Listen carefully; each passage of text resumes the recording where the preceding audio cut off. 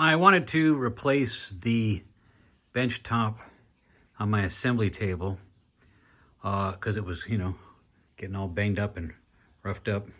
I saw this cool one from Craig that has both dog holes and T-track all across the top, so I thought that'd be pretty nice.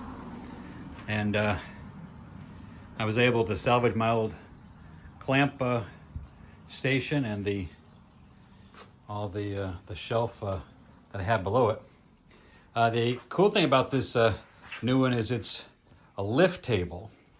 So if I want to work at a standing level, I just press that and it comes up to a nice level. If I want to have it match the outfeed on my saw, I do that, matches that. I also can move it around to match the outfeed on my planer, or any, my workbench, anything I want to have more space at the same height. So it's pretty cool. I like it. And I'm excited to get working on the next project.